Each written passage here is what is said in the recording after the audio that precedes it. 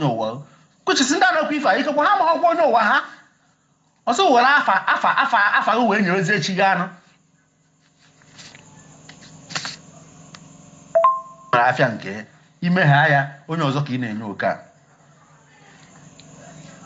nke aga so ndị mmiri anyị na-ekwu okwu wee wuru na unu nwere ike ebe nna gị enwezi ụzọ mmiri fọ be nna gị ọ dị possible na mmiri ife ahụ ya anaghị oke mana dibịa ha afụ ụzọ n'afa na-asịghị na ndị mmiri na-anaghị oke no enwere stipulation enwere exact people that are calling you enwere ike ijego ọrụ mmiri satụrụ nwaanyị mmiri ịgbakwa afọ ọzọ asị na onwe mmiri na-anaghị oke ife ya jụụ kedu mmiri dị ife ahụ inyere dibịa ha afa gwa ya afa mmiri niile dụba ụnụ ka o were afa mmiri dụba ụnụ wee chọọ wee mara mmiri dị ife ahụ na-anaghị oke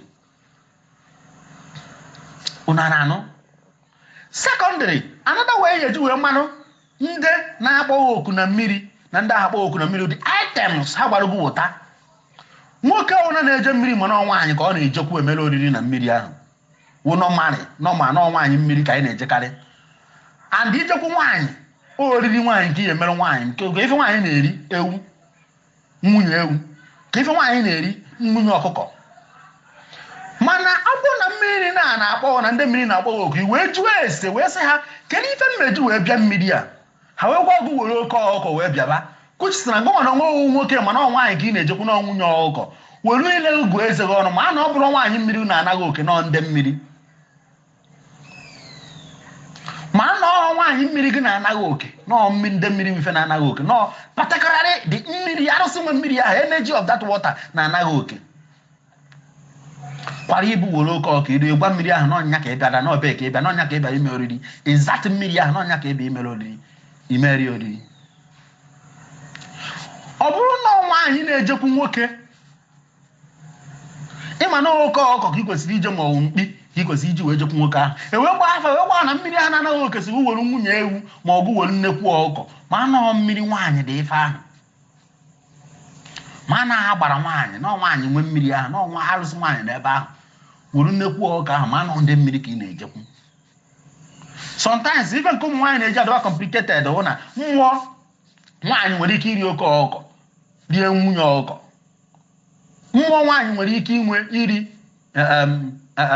nwunye ewu mana onye eri mkpi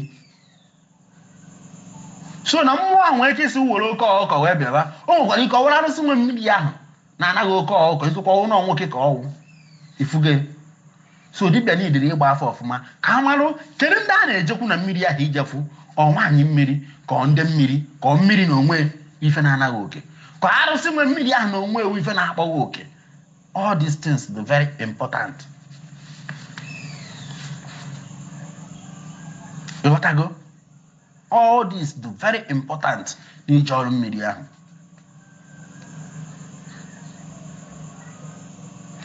Two, dibịa na-ejere ọrụ mmiri ahụ o kwesịrị ije ọrụ mmiri ahụ ka ọkwa another time.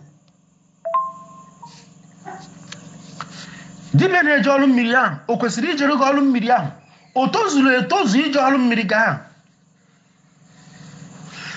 maka na ife na-ewuzi kịta ahụ ndị mmiri dibịa ukwu na-eje ọrụ mmiri dibịa nta na-eje ọrụ mmiri dibịa nwoke na-eje dibịa nwaanyị onye ọwa na ọrụ mmiri zi maka na onye ọra na-achọ ka ego baa ya aka. Echetara m mgbe m bidoro ọdịnala ọfụ m na-achọ ka nje ọrụ mmiri first person m metiri be anyị mmakwa na-eme dibịa ọ na-emekwa dibịa wee yọọ ya ka o dije m ọrụ mmiri o wee gwagwa m lụsịchara m ife mmeji wee je ọrụ mmiri ya abịa na nlọ ha sị m na ọ ya ejere m ọrụ mmiri o nsị a mana onye ahụ dibịa nteta nchekata ife aghọta anya agba afọ asị m na onye ahụ ya wee jere m ọrụ mmiri nwee jebe ebe ndezi m na aka ka esi wee je ọrụ mmiri a o wee lụsịsịwara m osichaa m nwee sị na asịkwa na onye ya je ọrụ mmiri a ya eji ọfọ je ọsị na ọnwa ọkwa ọfọ nsị akere tụọ ọsị na ọnwa ọfọ mmiri nsị aka ezigbo ka isi edozi ndị mmiri ọsị na ọnwa ọhọ n'olukwa kwa ya ha ibu nawa ha nwee sị no wonder onye ya enweghori ndị mmiri bee gụ na ndị nke ga-adọrọ na mma iwe ji doziri mụ na ndị nke m which is true na ọ dọrọ qualified ije dị ọrụ mmiri so na dibịa ha na ndị mmiri na-ese okwu enweghị ike ijeje kpere gị ikpe na mmiri. Dibịa ya na ndị mmiri adịrọ na mma enweghị ike ijeje kpere gị ikpe na mmiri. Ihe anụnwa ife na-ebute na 70% of ọrụ mmiri anyị na-eleje ada enwe isi. Ọ bụkarị ọsọ nsọ, ọ bụkarị ọsọ ndị na-asọ nsọ eje nọ onye ahụ na-ejere ọrụ mmiri ahụ ya na ndị mmiri adịkwa mma bee, maka na ọhụ ya na-alụ ọrụ ahụ nọ ndị mmiri wife na-ajụ ọnya ka ya wee jide ọfọ mmiri wee jee. Maka ọfọ ahụ ibujewu ndị mmiri bịa ha ka ijele onye mmiri, mana ya na ndị mmiri bee na-ese okwu o wee jije kpesiri gị nke gụ na ndị mmiri gị ama na ọnụ jere ibe ahụ ijeje gakọsị ife ọnụ gakọsịcha na anata. 2 atete. Atete nsọ ebe a ka ọ na-awasị ma onye ukwu ma onye nta ọgọdọ. Ndị mmiri bụ an energy do so clean that na father need a dot of dent na ahụ ha. Ndị mmiri bụ energy need so clean that they don't allow a dot of dent. Ibula atete onwe ife ha ji oriri ga-eme. O nwere mgbe ngụta na Facebook ofu dibịa na-agwa ndị mmadụ na-anụ ka a na-asị na dibịa onye rụrụ unyi ahụ eme sacrifice na ime sacrifice na mmụọ ahụ erie. Ọ sị na-asị na o nwere sacrifice ihe emere mmụọ ka ọ ghara ịnarịgo no matter how it is always nsị which is very wrong. Ndị mmiri need ha atete na ndụ ha. Ndị ahụ dị some people na dị very clean. That's na ngwa na onwe na-abịa be ha, you need to be clean. Before ije ọrụ mmiri ya asọ nsọ ndị mmiri. Ọ bụghị dibịa ejere ọrụ mmiri si n'elu nwaanyị matuo n'abalị a echi na ọkwado ọrụ mmiri jebelu. Ọ bụghị dibịa na-eje ọrụ mmiri ụtụtụ ruo si n'elu nwaanyị wee matuo n'ụtụtụ ebebeghị ọkwara gị ọrụ mmiri jebelu gị ọrụ mmiri. Dibịa ọwụ na ya enye ndị mmiri oke ya asọ nsọ ndị mmiri ahụ. Mgbe ọ na m ejere mmadụ ọrụ mmiri at least 2 days out of sex with my wife. At least na m asọghọ nsọ 2 days away na nwe ha ọrụ mmiri, nwe ha ọrụ ndị ọrụ ọgbanje ma ọ bụ nwe ha ọrụ mmiri. 2 days away from sex at least. And then my advice onye ọ na m ejekwara ọrụ mmiri ahụ 2 days away from sex, mana ọ nọ ma 4 days. 4 days. No si debe ọfụma etu o si kwesị edo. 4 days. Mana o nwere ụmụ nwaanyị nọ na di ha ada aghọta. Mana at least 2 days away from sex adịgo enough before ije ọrụ mmiri. And the 1 day, that day ahụ ijere ọrụ mmiri away from sex is also enough. Kaya di mewekwa 4 days away and 4 days after. At least go for hachi. Mana 2 days adịgo enough. So kedu careful na ọ dibịa na-amago n'elu nwaanyị n'abalị tata echiri na ojewere ọrụ mmiri ochu ka ọ bụ eje ọrụ mmiri ahụ. Etu sọ ha si wee penti ụfọdụ sị na ọjụcha ose ọjọwụ ha ahụ na ọ pụọ na asị ọrụ mmiri ahụ bụ ochu ka eji eje ọrụ mmiri ahụ. Then ngwa na onwe ha na-ejere ọrụ mmiri. Ma ị nọ ebe ahụ ma ị nọ ha ebe ahụ a na-eje ọrụ mmiri, as long as ọ wụ oriri ka ejere ime na mmiri ahụ, stay away from sex. Ofu onye nwoke mba ọ nwaanyị gwa m ihe at that time. Nwaanyị si na-ejechara ya ọrụ mmiri na di ya ahụ ekwe ejechara ọrụ mmiri dadị abata na ọjọkọta di ya na di ya ekweghị olu n'abalị ahụ di ya wee have sex with her. Olu n'abalị ụlọ nrọ ka akwakọji ife niile ahụ bụ eje mmiri na balo begido n'ọnụ ụzọ bee ebe hip kparịa ya. Otota kpọ dibịa lụrụ ya ọrụ ahụ na nrọ na fon gbachia ya gbaa afa sị na ndị mmiri reject kwa n'ibu ahụ. Why? Maka na ya na di ya have sex dada ahụ ọlụlụ ọrụ ahụ. Ehipụ kwe na balo hụsara ya n'ọnụ ụzọ ya. A lot of dibịa si na o nweghị ife o melu, mana nwanne m n'imere ife ịnwụghọ does not mean na o nweghị ife o melu. ideme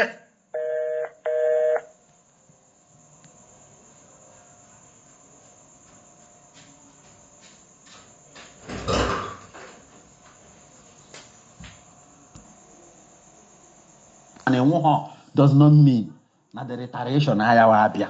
O nwere ike retaliation ya bụrụ ọnwụ. Stay away from sex during your water appeasement. At least 2 days before and 2 days after, or 2 days before and a day after. That day, stay away from sex. Man, 4 days before and 4 days after, for a better respect. Another one, dibia ọgwụ ahụ eje ọlụ mmiri.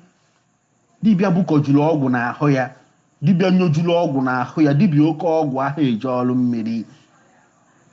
Ọnya ka eji wee kọọ ọlụ eke, ekele ọlụ eke. O nwere ndị ọwa ọrụ ha elu nka, o nwere ndị ọwa ọrụ ha elu nka. Dibia oke ọgwụ nwere ike ijere ọlụ mmiri nke maka na ife ya na chi kpatara ụwa ọgwụ. Ọ na-agwọrọ ọgwụ ya. Maka na ife ya na ndị otu kpatara ụwa ọgwụ. Ọ na-agwọrọ ọgwụ, ọ na-agaziri ya maka na agreement ya na ndị otu. Mana mụ nwa na mụ na ọnwụ ndị otu m na-asụ ọgwụ ma ọ na ndị otu m enidi ha ọgwụ. O jere m ọlụ mmiri a faa ya eri ya, faa ya ewe.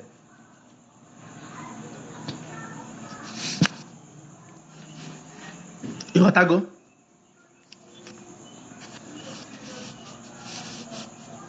Another one. This game of dibia dochara ọrụ mmiri ọlaagụ dị n'ego na mmiri ahụ. Well, worst cause is the highest cost you can lay on yourself. The other day, mụ na enyi nwoke na-eji ide mmiri n'obi. Ha wee ruo na ide mmiri n'obi wee anyị nwere da na-abata fụ nwata nwaanyị na-eche nji akwa. Ọ ka yibura na pantị. Anyị na-azụ. Anyị buru ụzọ mee mkpọtụ. Ọfụ na anyị na-abịa ozugbo anyị na-azụ. Mụnwa nekwa anya fụ dibia ka ọ nọ ebe ahụ na-enene. Nzi oyi nwoke, why all these things? Kedu the nonsense does it fa?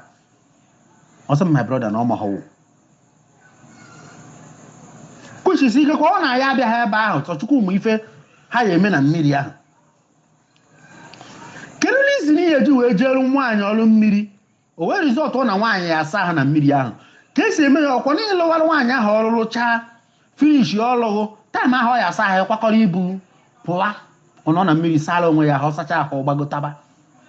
Nya ka dibia ya ekwuru na mmiri na-enene nwaanyị na pantị na brezi. Ka ọ nọ na mmiri nọ n'ihu dibia na-eyipụ akwa gị. Are you not ashamed of yourself? Ọ rụzie ndị dibia ha na-asa ha na mmiri all in the name of no holy bath ka asachasị ya ọchụ. Onye gwara ụlọ dibia ahụ ya asachasị ọchụ? Are you mad? Ụmụ nwaanyị kịta adazi emela onwe fe ebele. They are ashamed, they shame me. Nya ka dibia ya enwe the mind. Ngwa na onwe ya egwu atọghọ. Abata na mmiri invoke ndị mmiri. Invoke the power of the river, the power of the goddess nọ na the mmiri ahụ. Kwara ahụ ibu kwacha dibia nọ na mmiri laa. All in the name of ka spiritual husband. O nwere onye nke na-agwa ya mbọsị a na ha anya na dibia jechara ọrụ mmiri. Ọ na-agwa m that time ahụ na ọ lahụrụ be dibia the 3 days. Nsị a maka gọnọzi. Ọ sị m na ọka dibia asịrị na ọkọ ya spiritual husband ya pụtazie fụ na ya na nwoke ọzọ nọ. Spiritual husband ahụ ewezi iwe pụọ. Ka dibia ji wee laa ube for 3 days from the day unu jere ọrụ mmiri. Alụ bụ alụ. Shame. Nsị a nne na ife ije bụrụ ụgbọ ụchụ ka ije buru. Ka ọ ya spiritual husband gụpụtazie fụ na gị na nwoke ọzọ nọ ka o wee iwe pụọ. Ka dibia ha eji wee laa dewe ube for 3 days wee laa for 3 days maka na ọ lụrụ gị ọrụ mmiri. What is wrong with us? Kedu ihe na-eme anyị? Kedu ife na-eme anyị? nke ọzọ si n'ọlacha na ha mekwachaziere iko n'abalị na ọ bịara dahawala na ha kwachazi iko ahụ ka o wee jewe so that tizibucha husband ya luo ka ọ fụzie na nwoke ọzọ etekigo over the girl ka ọ abandonzie the girl naghịzi ibu enyere wee pụọ. Ngwa na ụchụ ka ije gbuo onwe gị na mmiri ụchụ nya ka ihe nwee the mind the gods after the invocation na mmiri your dibia will fornicate and have sex with you in that river. Ụchụ ka ịgbara onwe gị ikele onwe gị agbụ na mmiri ahụ is a shameful thing.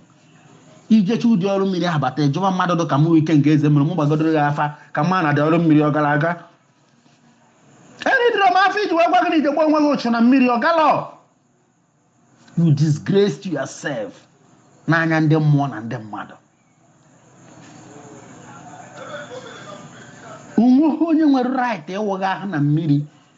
Onwe ụna ị chọrọ ịsụ ụchụ na mmiri a dibịa ụchụ prepare ife eji wee sụ ụchụ. O setụrụ ndị mmiri setụrụ chadịchọ na the anger of ndị mmiri na ozechago iwe ha na ife niile na-eso okwu ebie na he leave your present immediately. Ichenjie ya akwa wụọ ahụ were ife ahụ nyere ihe eji sụ ụchụ sachasị onwe if it's needed after all. Ịsachasịta onwe gị na mmiri ahụ ile akwa gị gbagota otidoro gị ọfọ na-apụọ. Mana ọnụ dibịa ahụ nọ na mmiri na-asa gị arụ ịgbara ọtọ ma ọ bụ yile akwa ọ na-ebi gị aka n'arụ. Nwaanyị ọ bụrụ dibịa nwoke nwoke ọ bụrụ dibịa nwaanyị. You are ashamed they shame me. It's a shameful thing for you to do. Abomination. You cost yourself na mmiri anwa.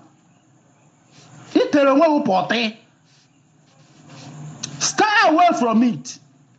Stay away from it. Ije ọrụ mmiri, jecha ọrụ mmiri, go home. Ọ bụrụ na ị find ya dibịa jere ọrụ mmiri attracted, na after some days shiga ọrụ ọtụgụrụ je laa. Unu ya egbu onwe unu ya eji amụ na ọtụkọ onwe na agbụ kee na onwe na agbụ. But stay away from the spiritual entities. Adazima akọkọ ndị dibịa na-anọ n'ọfịs ha ala nwaanyị. Ndị ụchụ ndị arụ.